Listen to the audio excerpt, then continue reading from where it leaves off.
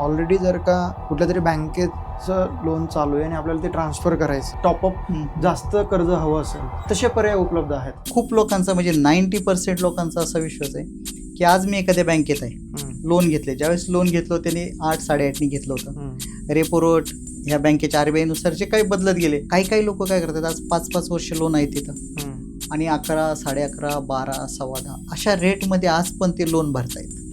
आता काय होतंय की रेपो रेट वाढल्यामुळं पण त्यांना जर म्हणलं ना की कुठंतरी आता एक 8% तुम्हाला ट्रान्सफर करायचं, 11% लोन आहे आज, ते ट्रान्सफर करा 8ने, तर ते नको म्हणतायत. का म्हणतायत तर थोडा एक त्यातला एक गैरसमज लोकांचा आहे की बऱ्याचशा लोकांचं म्हणजे 90% लोक म्हणतायत की माझा पहिला बँकेने 4-5 वर्ष इंटरेस्ट काढून घेतला, मग मी आज ते लोन उचलून ज्यावेळेस माझा मुद्दल जायचा वेळ आहे त्यावेळेस मी उचलून दुसरीकडे का ट्रान्सफर करू.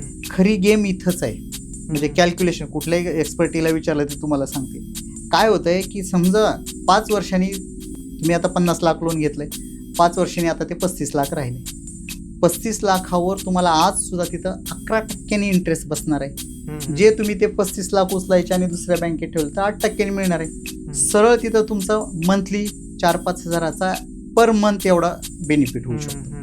हा एक झाला. दुसरी गोष्ट काय होते की त्यावेळेस त्या प्रॉपर्टीची व्हॅल्यू बऱ्यापैकी वाढलेली असते. म्हणजे 50चा आज तुम्ही 5 वर्ष घेतलाय तर चला ठीक आहे, ती 80चा तरी झाले असेल.